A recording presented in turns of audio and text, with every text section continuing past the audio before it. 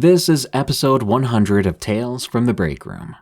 Allow me to break character this time around to just say thank you. Thank you for joining us for these scary work stories and for making this show possible.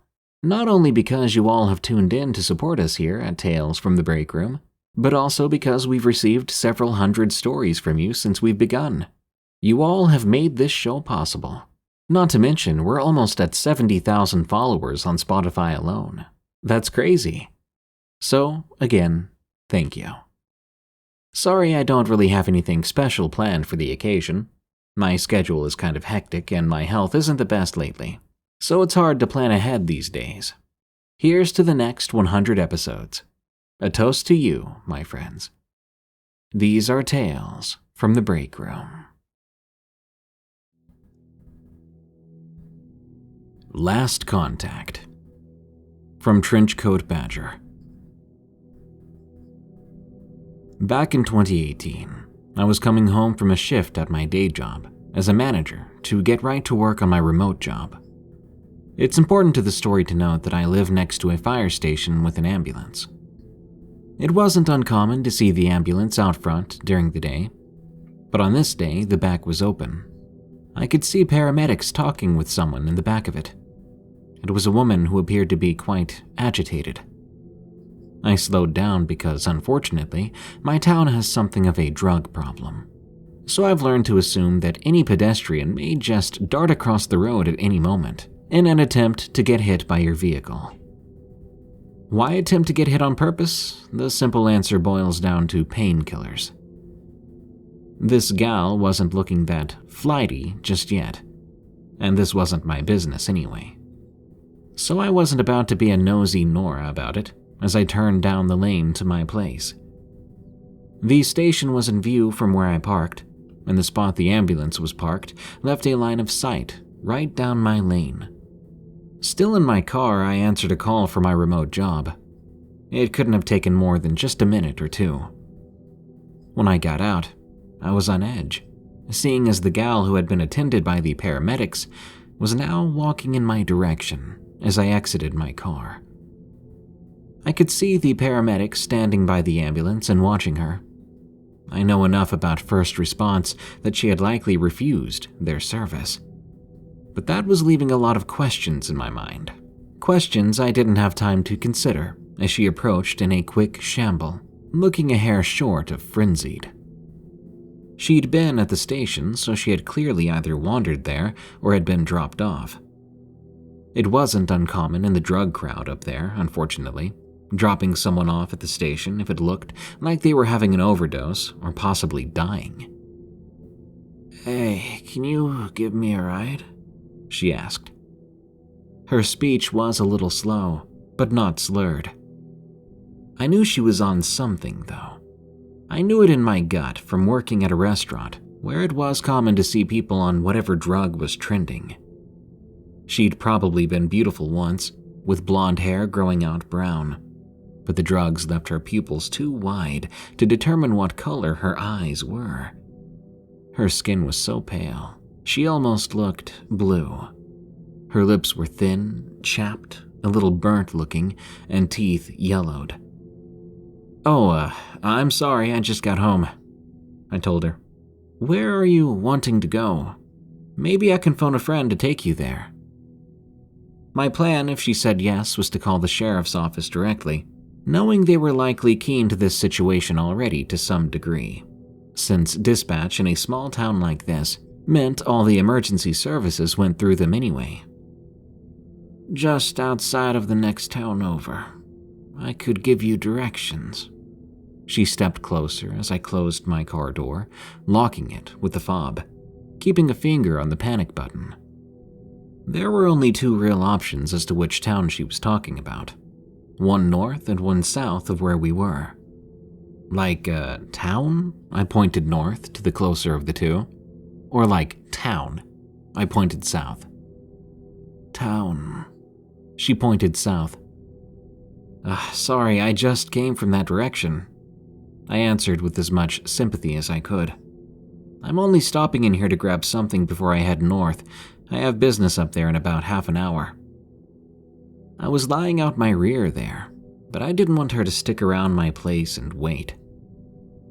I looked to the paramedics down the lane as subtly as I could. I could see them fretting to one another, one on the radio. Oh. The gal scratched at her arm. I'd maneuvered myself towards my front door, now on the tiny front porch. I wasn't taking my eyes off of her as I unlocked my front door. She had shambled along after me, and I was not comfortable with how close she'd gotten. But I was out of her arm's reach, at least. Well, good luck and safe travels, I told her, as I slipped quickly inside, so glad the window on my front door had the blinds down, as did all my windows, due to some peeping toms in the past. I peeked through the blinds of my living room window to watch her. She stood there for a moment, looked around, and my blood went cold when she went over to my locked car and tried to open the back driver's side door.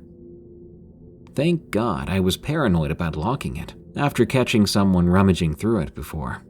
I'd never been paranoid about checking my back seats, but now I would be. The whole encounter lasted maybe 2 minutes, 3 tops. She moved on though, on unsteady feet, down the lane. I debated calling it in, but then I got a message from my remote job. I was late for a phone call with my boss. The incident faded from my mind quickly during the call, and before long, I was back on the clock, this time for the remote job. I was working the at-home hustle in my pajama pants with a cat in my lap, well before COVID made it cool. 2 hours had passed when I heard a knock on my front door. Then the whole thing came rushing back into my mind. Had she come back? I peered out a crack in the living room blinds. There was a younger deputy from the town north of me. His car was parked next to mine. I can't say how, but the pit that opened up in my stomach told me that it was about that woman I'd spoken to earlier. One moment, I called out, letting my remote boss know via text that I had to step away.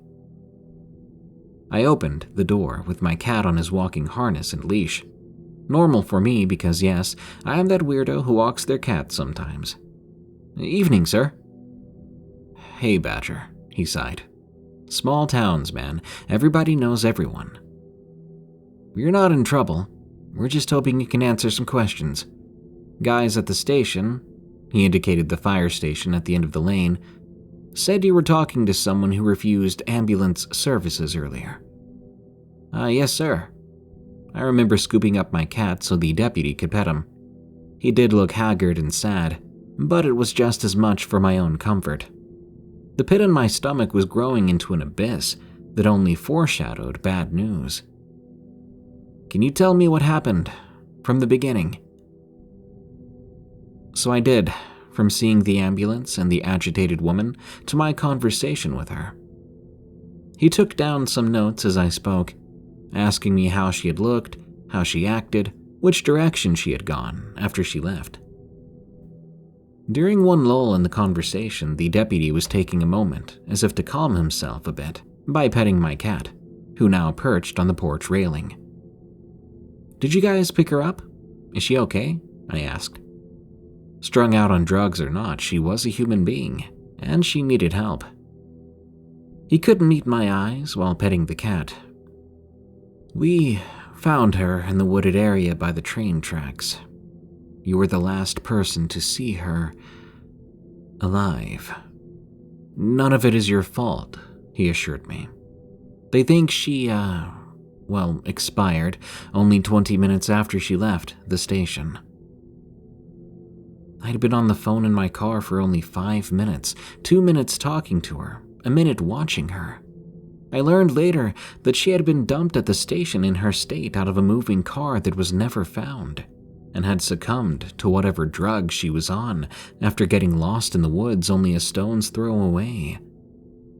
I still beat myself up for not calling it in, even though I've since spoken to the same deputy and a therapist. What chills me most about the whole encounter, though, more than speaking to someone so close to death, more than being the last person to see them alive, is the fact that if I hadn't locked my car door, she'd have died in my back seat, waiting for me to take her into town.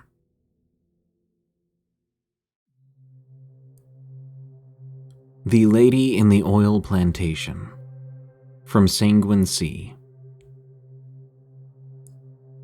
My grandfather often told us he was one of those people blessed with a third eye.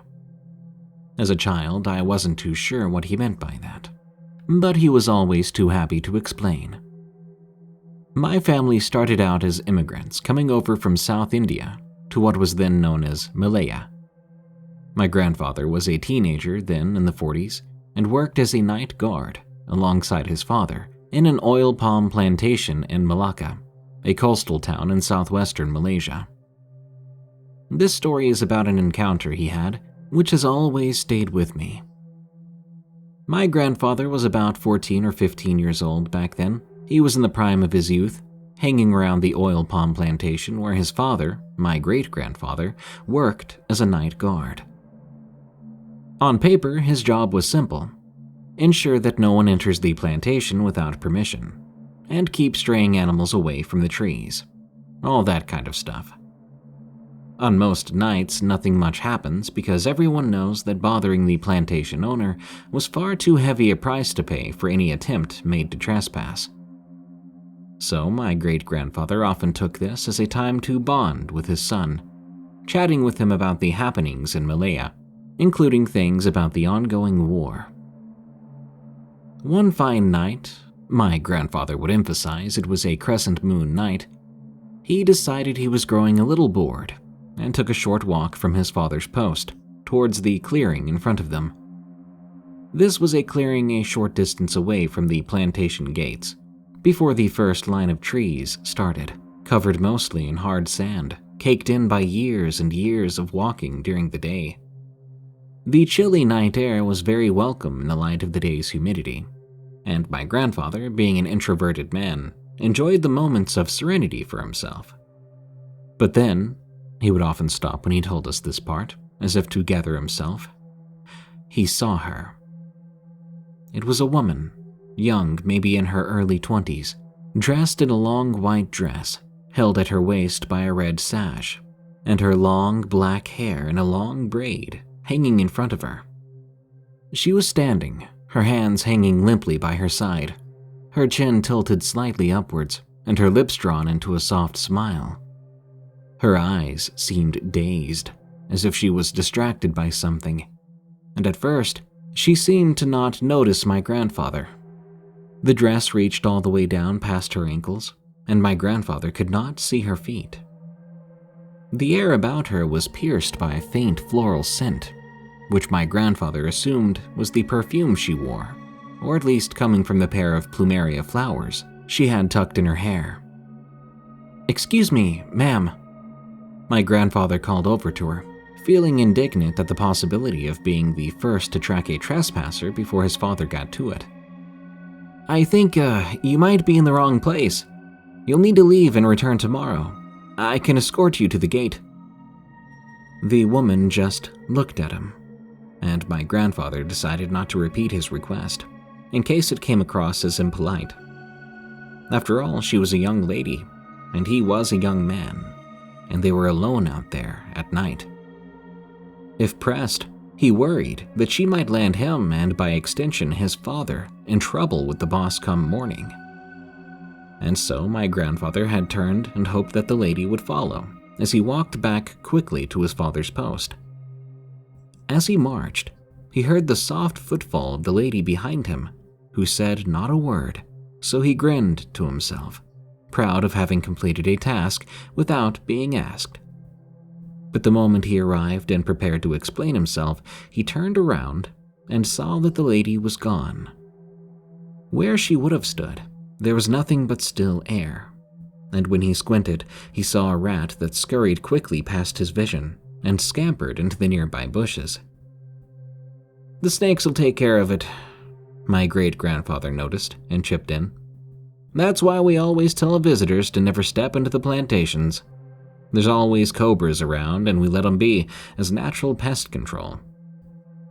He then walked to his post and took out his thermoflask, pouring out some hot chai in the cup, then handing it to my grandfather.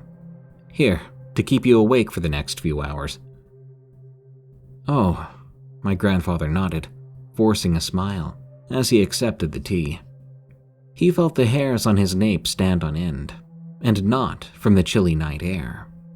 He fought the urge to look back once again where the white-clad woman once stood.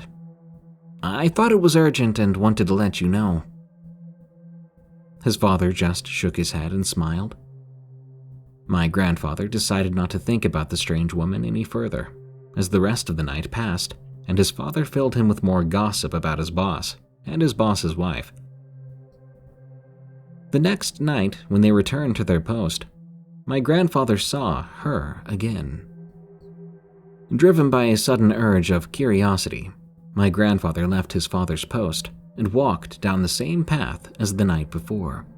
This time, he kept a deliberate eye out. His ears picked away at the natural sounds of the plantation in the nighttime. The screaming crickets, the steady cries of toads, the occasional screech of a passing bat. Then he saw her again. This time, her hair was loose, and the wind was blowing strands about her face. In the light of the moon, her face looked almost inhumanly white, though her eyes were nearly charcoal black, which were now fixed on my grandfather. She didn't move, and her hands were at her side, but her palms were held out as if she were calling something. A gust of wind blew, and her hair rose behind her, like a pair of dark wings fluttering as they did. She still didn't move, and her lips were curled into the same smile, but stretched just a little too far to be human. My grandfather stood where he was, terrified and transfixed as he stared at her, unblinking until his eyes began to tear up. His heart screamed against his ribcage, clattering like a prisoner whose insanity had been ripped away. And in spite of the continued cold of the night and the fact that he wore just a thin cotton shirt, my grandfather began to sweat. Blood screeched in his ears.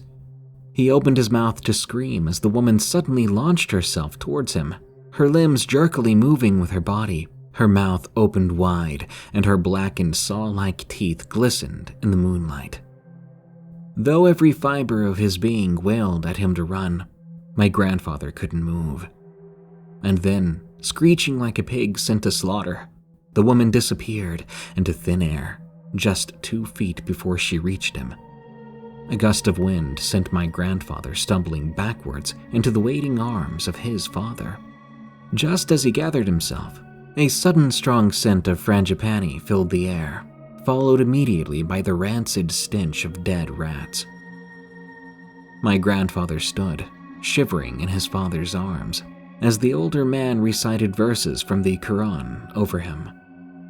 The very next day, my grandfather recounted that he and his father visited a holy man in a Muslim shrine, who gave them each a talisman containing the same Quranic verses, and afterwards, every night since, returned to its usual uneventfulness. Though so many years have passed, it seemed that the woman never quite left my grandfather's mind. She seems to live on through his stories, told to us, like the story I just told you.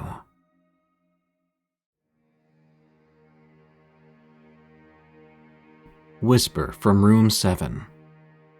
From Emily P.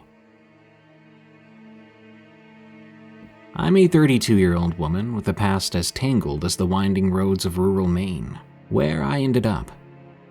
Life had not been kind to me, and my choices hadn't always been the best. After a series of dead-end jobs and a failed marriage, I found myself gravitating towards this part of the country, seeking a fresh start. The quaint, somewhat isolated towns here had a way of either healing you or swallowing you whole. I was determined to be in the former category. I landed a job at a small motel, a place that seemed to have seen better days, much like myself. It was run by a gruff middle-aged man named Hank, who didn't ask too many questions about my past. The motel was rarely full, catering more to lone travelers and the occasional local looking for a night away from home. It wasn't much, but it was enough for me to keep a low profile and earn my keep. The job was simple: check guests in and out, ensure the rooms were clean, and manage the front desk, which mostly involved reading old magazines and watching the clock.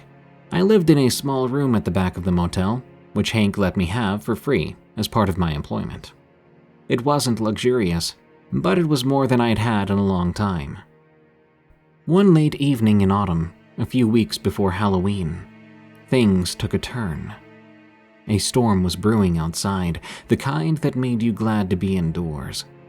The motel was particularly quiet that night, with only a few guests checked in. I was settling in for a long night of reading when the bell at the front desk rang. Standing there was a man, soaked from the rain. He looked haggard and uneasy. He requested a room for the night, nothing unusual there, but there was something about his demeanor that put me on edge. He paid in cash, avoiding eye contact, and asked for a room at the far end of the motel. I gave him room 7, the last room in the corridor, handing him his key. The night wore on and the storm intensified. The wind howled like a chorus of lost souls, and the rain battered against the windows relentlessly. Around midnight, as I was about to turn in myself, I heard a sound that did not belong to the storm. It was a muffled scream, coming from the direction of room 7. My heart raced as I approached the room, my mind reeling with possibilities. I knocked tentatively, calling out to the guest, but there was no response. In the case of an emergency, I grabbed the master key and creaked open the door. I didn't see anything through the creak. The room was completely dark, and I couldn't see anyone. So I called out into the room. "Sir, are you all right? Do you need help?" I heard nothing but silence and the storm raging outside. I opened the door and stepped inside. The bed was untouched, and the only sign that anyone had been in there was the wet floor from the rainwater the man had brought in. I searched the motel and the surrounding area, but there was no sign of the man. It was as if he had vanished into thin air, leaving behind only the echo of that scream and a growing sense of unease in my mind. The next day, Hank dismissed my concerns, suggesting that the man had probably left due to the storm, or that I had imagined the scream in my half-asleep state. But I couldn't shake off the feeling that something terrible had occurred. As the days passed, I began to feel like I was being watched, and strange occurrences began to happen around the motel. One evening, as I was closing up the front desk, the lights in the hallway flickered erratically, even though the weather was calm and there was no logical reason for it. Another time, I found the door to room 7 ajar in the morning, though I distinctly remember locking it the night before. I tried to convince myself it was just stress and isolation getting to me. But deep down, I knew something wasn't right. Despite Hank's dismissive attitude, I couldn't shake off my unease. My nights at the front desk became a time of vigilance, with every shadow and sound causing me to startle. Then, as autumn deepened and the trees lost their leaves, another unsettling guest arrived. It was a rainy evening, much like the night of the first incident. A woman, looking wary and troubled, checked in. She specifically requested room 7, her voice barely above a whisper. I saw her eyes darting around nervously. That request sent a shiver down my spine, but I obliged, handing her the key with a trembling hand. As night cloaked the motel, I found myself straining to listen for any sound that might come from room 7. The hours ticked by slowly, filled with an oppressive silence. Then again, sometime after midnight, the silence was shattered by a scream. It was coming from room 7 again. Heart racing, I rushed to the room, The door was already open, swaying gently. I pushed it open, half expecting to find another empty room. But this time, the woman was there, sitting on the bed, her face buried in her hands, sobbing uncontrollably. When I cautiously entered room 7, I found the woman crouched in a corner, her body trembling and her eyes wide with fear. She was at first incoherent, her words muffled by sobs and quick, fearful glances around the room. Gradually, as she calmed down, her fragmented sentences painted a disturbing picture, though she avoided going into explicit details. She said that when she entered the room, she had an unnerving sensation of being watched. She began to hear things too, like someone was in the room with her. Before I could get much else out of her, she was adamant about leaving the motel right away, insisting that staying any longer was unthinkable. Her urgency scared me, and I found myself glancing nervously around the room too, helping her gather her belongings. As she quickly left the motel afterwards, her car disappearing into the rainy night, I was left with a deepening sense of unease. Whatever had happened in room 7, it had disturbed that woman. Yet the mystery of what it was remained that, a mystery. I tried to investigate the motel's past, digging through local news archives and online forums. There were apparently some rumors, unsettling stories people wrote in their reviews about the motel. Former guests spoke of feeling watched, hearing strange noises in the night.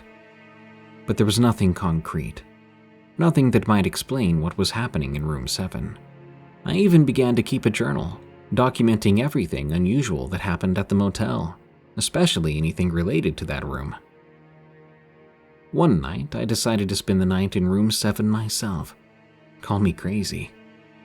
The room was especially cold, and as the night progressed, I couldn't shake the feeling of being watched myself. But nothing happened. No screams, no mysterious disappearances, just a growing sense of paranoia. Maybe I should consider myself lucky. As the sun rose, I left the room feeling more confused than ever. Was it all in my head? Were the incidents with the guests just coincidences, amplified by my own fears?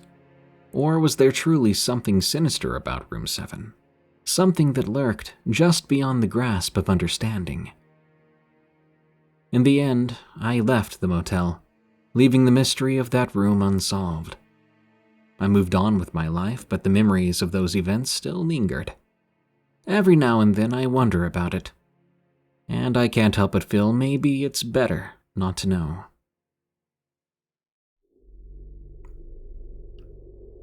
Route 66. From MsTravelTess. In the early 2000s, I had the wind knocked out of my sails with the recession. I had a stable job in IT and was working towards a manager position when all the layoffs at the company I was with started. I missed the first round, watching coworkers pack up their desks and leave, but I could sense my time was coming. Oh boy, did it happen, and fast. I packed up my items from my desk into a white box, and I was escorted by security to the parking lot the next week. Then desperation kicked in. I knew I had to find another job immediately. But there was no work. No one was hiring. Every time I turned in a resume, I had the feeling it went straight to the shredder. One day I was doing laundry in my apartment complex while studying the newspaper, marking off jobs that I'd applied to. I was loading the laundry into the dryer when I looked up at a flyer on the wall. It said in big, bold letters, "Salespeople needed. Good pay, no experience, travel all over, experience financial freedom. Call 1-800 blah blah blah." I pulled the flyer off the wall, shrugged, and mumbled, "What's it gonna hurt to try?" I folded it in half and shoved it into my pocket, carrying on with my laundry duties. That next week, I called the number and scheduled a quick interview with a chipper lady over the phone. The day of the interview, I was dressed to the nines in my best suit with my resume in hand. I tried to feign confidence as I sat in the waiting room in front of the receptionist desk. But it was muggy, and sweat was starting to drip down the back of my neck as the time ticked by. I watched a dirty fan with ribbon tied to the cover rotate back and forth. I watched an ant crawl on the floor. I folded the corner of my resume back and forth, and finally the receptionist said, "Mr. Woolley will see you now," and pointed me to a brown door. I walked in and stuck my hand out to the balding man, covered in sweat, sitting behind the desk. He waved my hand away. He then adjusted his chair as the buttons on his shirt strained, showing a bit of belly. Then he coughed. "Did you fill out the paperwork?" he grumbled, as he pushed his glasses up his nose. "Yes, sir, I did. I also included a copy of my driver's license and my resume." He cut me off with a wave of his hand, opening the drawer of his desk and pulling out a card. He tossed it to me. "This is your gas card. Keep track of your miles and make sure you have receipts. Pay is weekly and will be deposited into your bank account. Remember, you only get paid if you make sales, so I'd get on that road as soon as possible. And don't forget this." He tossed a beeper at me. Then he handed me a list of states and companies that I would need to make one-on-one contact with me and sent me on my way. Okay then. I packed my bags, emptied my fridge, got my map, and hit the road. The job had me in the Southwest, going to each medical facility, selling the products that would revolutionize the medical field, supposedly. I admit I even got to the point where I felt confident. I was actually making decent money, and my bills were getting paid. Life was looking up.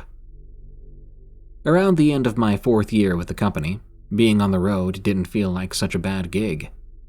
However, I was more than ready to take a small vacation and relax around the holidays. I stopped at a rest area to read my map as the sun was going down. I ate my sandwich and walked around, stretching for a few minutes. Then I decided to get back on the road and head home. I passed a sign on my way that said Route 66 Scenic Tour. I decided to wing it. It sounded like a great way to make my trip home. The moon had come out, and the desert was a desolate wasteland of cactus and brush as I turned up the radio. I looked at the time and knew I would have to stop soon, checking in with my family. I didn't have any signal on my cell phone, of course. I set my phone on the console and focused on the road. My eyes were starting to become blurry and unfocused. Then, out of nowhere, raindrops began to pelt my windshield. The drops soon turned into a torrential downpour, and my wipers could barely keep up. I slowed down, reaching for my map, realizing that it wasn't on the seat. It wasn't anywhere near me. I could have sworn I sat it on the seat. Then I remembered I'd set it on the hood of my car at the rest stop. I cursed under my breath, hitting my palm against the steering wheel. Luckily, not too long after that, my headlights lit up a sign that said gas and motel up ahead. I turned and followed the road for a few minutes, thinking it must have been an outdated road sign. Then a gas station sign appeared. I sighed with relief as I pulled in. It was closed, and I rubbed my forehead in frustration, looking around me as the rain poured down. I saw a motel light down the street that had a vacancy sign that was half lit and flickering. I pulled out and slowly made my way down the street to the motel and pulled up to the front office. I squinted through the rain on my windshield to see if anyone was at the front desk. I sighed and made a quick exit of my car, darting to the door and pulling it open. I shook off as the desk attendant stared at me. "Any rooms available for the night?" I asked. She nodded. "Yep. Any preference?" she asked. I pulled out my ID and a credit card. "Whatever you've got, really," I said, laying the items on the counter. She nodded again, handing me a paper to sign. She said, "That'll be $40. Checkout is noon." I swiped my card. She handed the items back to me with the room key. I grabbed the receipt and headed towards my room. I opened up the door to the room and quickly got in, shutting and latching it behind me. I looked around. It was mediocre at best. The carpet was a little worn, and the bedspreads had seen better days. I set my stuff down and took off my wet coat. I hung it up in the closet and shut the door. I found the TV and turned it on. Glancing out the window for a moment, I noticed a few other cars in front of the motel. I could faintly hear other TVs crackling in the rooms next to mine. I pulled down the bedspread and sat down, tired, cold, and ready for sleep. As creepy as the vibes were this place was putting off, it was better in my opinion than being on the side of the road in the rain. My TV crackled as I hit the channel button on the remote, searching for the news. I landed on a channel and decided to lay back and rest, keeping my attention on the newscasters as they spoke about the economy. With the only light in the room the glow of the TV, I nodded off. At some point, the phone rang, and I jumped, grabbing it quickly and muttering a sleepy, "Hello?" But there was no one on the line. Startled and confused, I hung the phone up. Confused, I picked up the phone again, and there was no dial tone. I put the phone in the cradle. Then I realized there was no cable connected to the phone at all. Even more confused, I looked around the nightstand, picking up the whole phone before setting it back down. I knew I was tired. Maybe it was a dream. I sighed and leaned back into the pillow, closing my eyes again. Then I heard a click, and the light from the bathroom came on. I shot straight up in the bed, staring towards the bathroom, my eyes focused on the light. Now, I'm really thinking at this moment that I've been on the road way too long. I got up and walked to the bathroom, flicking the light off, on, off, then back on. I rubbed my face in disbelief. I turned the light off and walked back to the bed, sitting down and looking around the room. I must be losing my mind, I thought. It's all in my head. I leaned back against the pillows, letting myself relax. Sleep was about to take over again when suddenly the microwave in the corner beeped, turning on, and the phone rang at the same time. Then the volume to the TV went straight up to max. I jumped up, running to the door, putting my back against it. My heart was pounding out of my chest now as I shook violently, looking from corner to corner. I glanced at the clock. 2 a.m. It was the middle of the night, and this storm outside was not letting up. I was stuck in this room with whatever this was, and I was terrified. I opened the door and stared into the downpour, my eyes looking across the parking lot at the other side of the motel where construction looked to be taking place. It was creepy, dark, and the wind was howling as the rain came down. I thought about my options. Sleep in the car or stay in this room. I shut the door slowly. I packed my items back into my suitcase, then I slowly sat down on the bed, my eyes darting around the room still. I spoke out loud, my voice cracking a bit. "Please leave me alone. Whatever you are, I'm tired and I want to sleep." I lay down again, turning my attention to the infomercial that was now on the screen. Suddenly, at the foot of my bed, I saw a shadow run through the door, across the room to the opposite wall, then through the closed closet door. I heard screaming, and something crashed onto the floor in the room on the other side of the wall. I jumped up and walked over to the closet, my hands trembling as I raised them up to open the closet. I stood there for a long time. Then I heard more screams on the other side of the wall again.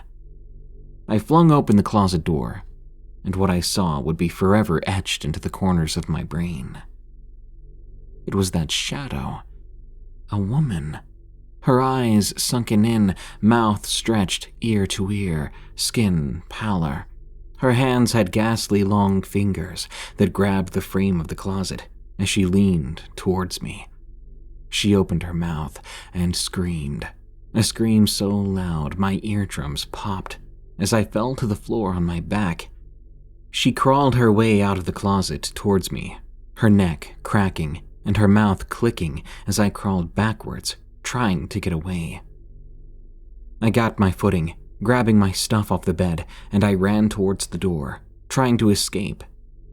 I saw her figure out of the corner of my eye, leaping from the bed, her shape changing and stretching.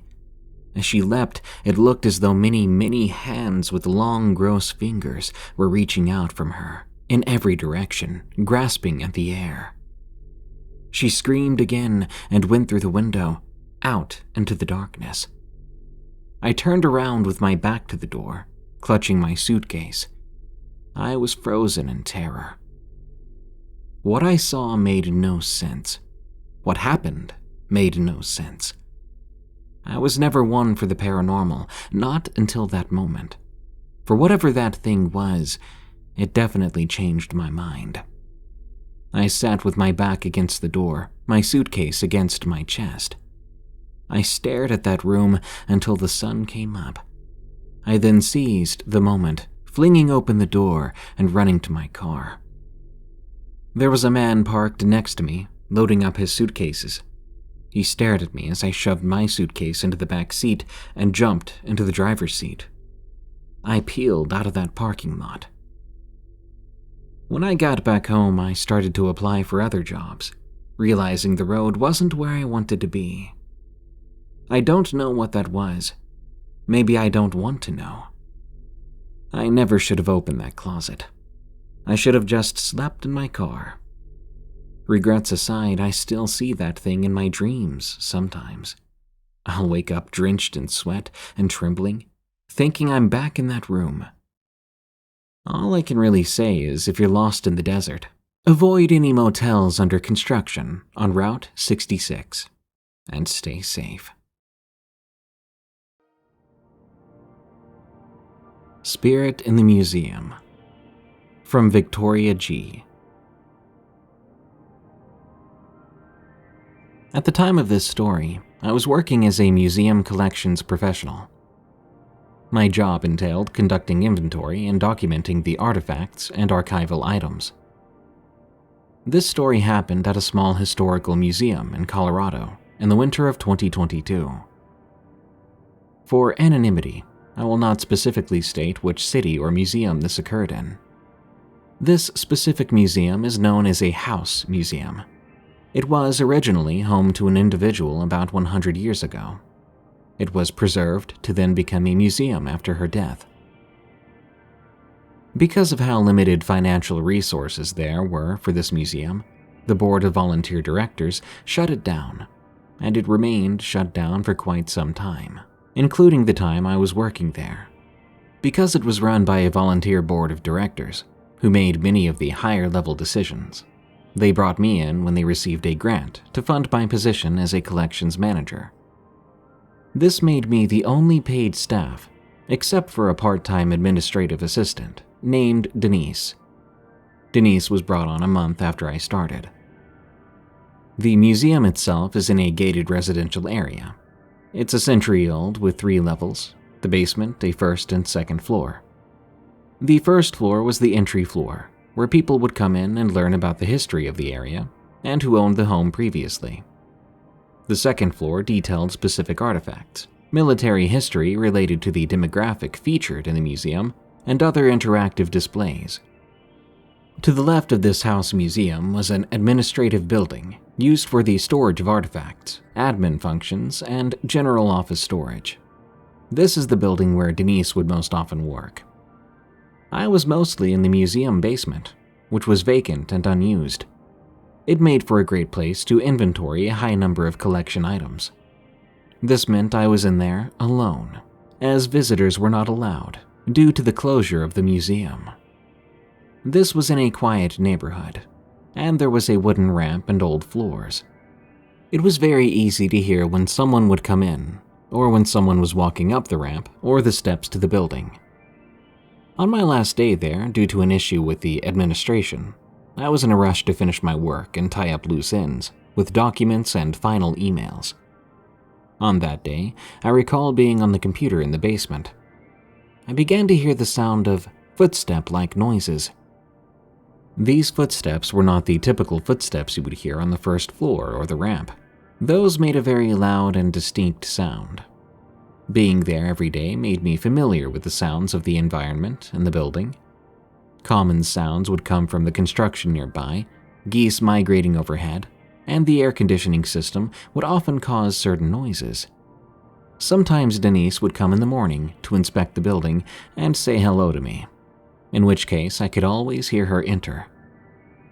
On that particular afternoon when I heard the footsteps, I thought, oh, must be Denise. She just arrived a little later than her normal time. But the footsteps I'd heard were not those of her entering the building. Her footsteps were always extremely audible and distinct as she moved across from the north to the south side of the building. You could even feel the vibration of the door closing when she would come in.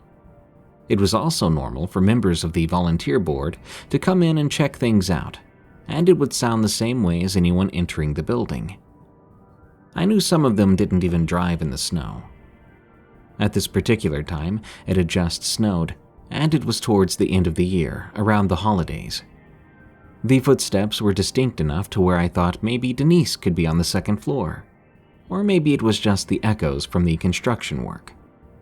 But I was hurrying to finish my work so I could leave and be done with the job.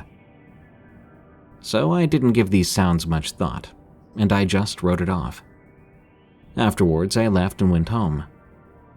When I walked towards the back parking lot, I saw that there were no other cars there, which meant none of the volunteer board was there at the time. Denise took the bus, so there wouldn't have been a car there to see if she was there or not.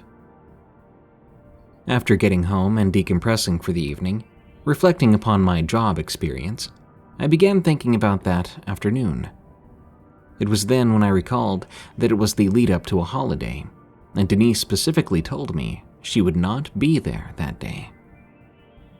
This was information I had forgotten until that very moment.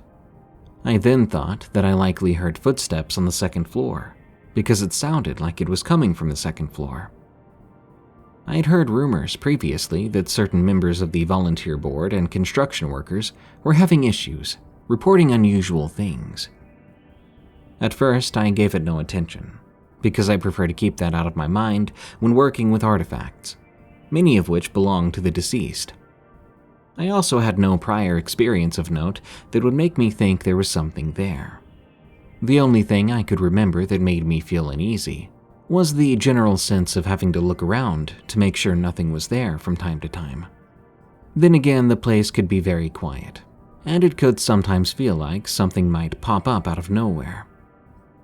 On one occasion, I was going in between the admin building and the museum itself, and I heard pretty strong-sounding banging coming from the second floor when I was alone there. After learning about the building, I thought this might be a part of the air conditioning system. Perhaps it was getting ready to turn on. In my first month, one of the volunteer board of directors by the name of Beatrice told me that another board member thought she had heard footsteps on the second floor while doing a walkthrough one day. Since then, that board member always thought there was something on the second floor.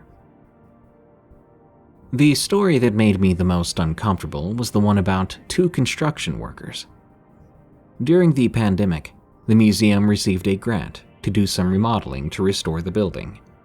This included new paint, new light fixtures, and the exterior cleaning of the brick. It was told to me one day while the construction workers were cleaning the museum exterior, when no one else was there, they claimed to see a figure or face standing in front of the window. Frantically, they called Beatrice, asking her what was going on and if she was sure there was no one else there. Beatrice was not the type who liked to be bothered by these things and wrote it off, confirming to them that no one was there. She didn't know what was going on. She just wanted them to finish up the job. Part of the reason she was unfazed by this was because multiple paranormal groups had written to the volunteer board members to do nightly ghost hunts. Because of their focus on the reputation of the museum, they declined all of these, fearing it would make a joke out of the museum. One of the lesser talked about topics amongst museum collections professionals is the supernatural. In my years as a museum professional, I've worked with items in the collection, specifically clothing items, that were worn by significant historical people at the time of their death. It's quite normal to work with many things that were passed on after death, and we would often tell stories of our experiences to one another. One such example is from a colleague who used to work at a small historical museum in the Midwest. They talked about how there was one specific room where children during school tours would always throw up or get headaches in. It would only affect the children, never the adults, and they never could explain what was going on in that room. Sometimes I think about my experience. Oftentimes I'd feel uncomfortable in there when I was alone, but I would usually just play music and distract myself with work to pass the time. That seemed to work well enough for me. The Unseen Visitor. From Alex. I never thought I'd be writing this down. I'm not much of a writer, honestly. The most I've ever written is probably a grocery list. But what happened, I need to get it out, somehow. I'm your average 30-year-old. I grew up in a small town in Ohio and never really left. After high school, I jumped between jobs, mostly in retail and a bit of construction. But the pay was never great, and the hours were worse. About a year ago, I got this gig as a house sitter. It started when a friend of mine was going on vacation and needed someone to watch their place. They said I could stay there, eat their food, just had to keep the place safe and clean and water the plants. It was a sweet deal. Word got around, and soon enough, I was the go-to guy for house sitting in our little community. This one job, though, was different. The owners of the house, the Petersons, were an older couple heading to Florida for a 2-week cruise. They had this nice house on the outskirts of town. Big yard, lots of windows. The kind of place that looks like it's from a magazine. They seemed nice enough, a bit particular about their house, but I didn't mind. They gave me a list of instructions, things like not adjusting the thermostat too much and making sure the back door was always locked. The first few days were fine. I watched TV and read some of their books. I made sure everything was in order. It was quiet, peaceful even. But then things began to feel off. It was a Thursday night. I remember because I was watching this weekly show I liked. I was sitting in the living room when I heard a noise from upstairs. It sounded like a door closing. My first thought was that I must have left a window open, and the wind was messing with the doors. I went to check, but all the windows were closed, and the doors were just as I'd left them. I tried to brush it off, but I couldn't shake this feeling of unease. I double-checked all the locks and even looked around the yard with a flashlight. Nothing. I told myself I was being paranoid, not used to being alone in a house this big. The following night, I heard it again. This time it sounded like footsteps, soft but distinct, coming from the second floor. My heart started racing. I knew I had to check it out. I grabbed a baseball bat the Petersons kept in the coat closet, slowly making my way upstairs. I checked every room, every closet, but again, nothing. No sign of anyone or anything out of place. I couldn't sleep much after that. Every little sound made me jump. I even thought about calling the Petersons, but what would I say? I'm hearing noises in your house. They would think I was nuts. So there I was, barely sleeping, jumping at every creak and groan of the house. By Saturday, I was a mess, considering leaving, just calling the Petersons and quitting, but I needed the money, and they were paying well. Plus, part of me felt like I was overreacting. It's a big old house, I thought. They make noises. That night, something changed. It was around midnight. I was on the couch, almost asleep, half watching some Netflix show, half listening for any sounds. Then it happened. A thud, louder than anything I heard before, like something heavy had been dropped right above the living room. I froze, my heart pounding in my chest. This time I didn't hesitate. I grabbed the baseball bat and bolted upstairs.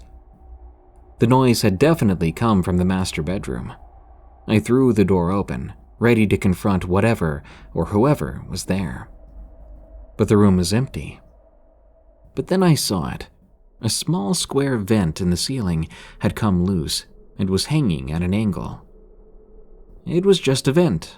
I laughed at myself, feeling both relieved and a tad ridiculous. I fixed it back into place and went back downstairs, feeling like I could finally breathe again. But as I settled back on the couch, I noticed something odd.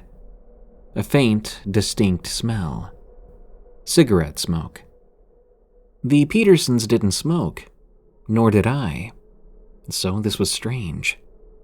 I figured maybe it was coming from a neighbor's house or something. The next few days were uneventful, and I started to relax again. But then on Tuesday, everything changed. I was in the kitchen making some lunch when I saw something in the backyard. There was a man just standing at the edge of the woods, looking at the house. He was too far to see clearly, but he definitely seemed out of place. I watched him for a few minutes, but he didn't move, just stood there staring. Feeling uneasy, I decided to go outside and confront him. By the time I got to the backyard, he was gone. I scanned the trees, walking to where he'd been standing, but I found nothing. No footprints, no signs of anyone having been there.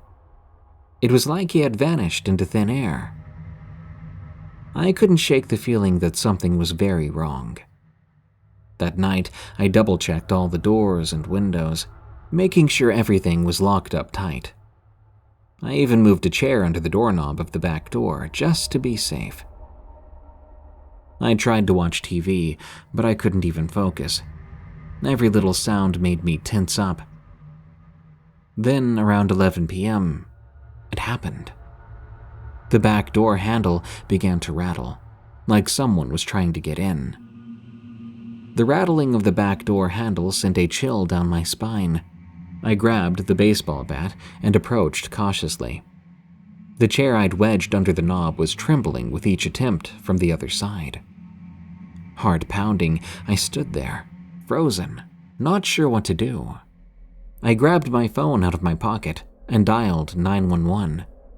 I told the operator to send someone fast, that someone was trying to break in.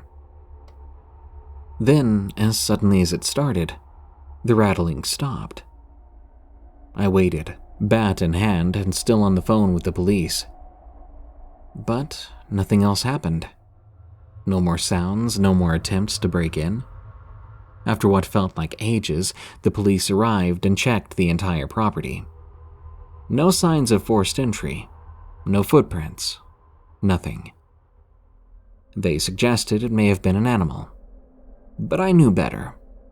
The police left afterwards, but promised to patrol the area that night.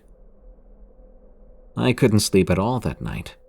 Every shadow seemed to move, every silence felt heavy with anticipation. When the sun finally rose, I felt a mix of relief and exhaustion. Finally, the day came when the Petersons were due back. I'd never felt such relief in my life. I cleaned up the house, making sure everything was in order, and I couldn't wait to leave. When the Petersons got back, they found me on the couch, a nervous wreck. I tried to explain what had happened, but my words came out all jumbled and frantic. They listened, concerned, and told me something that made my blood run cold. A few years back, they had a neighbor, a reclusive man who often caused trouble. He would disappear for months, then suddenly show back up. The Petersons had a restraining order against him after he tried to break into their home. The man was a heavy smoker, known to watch the house from the woods. Last they heard, he had been arrested for burglary.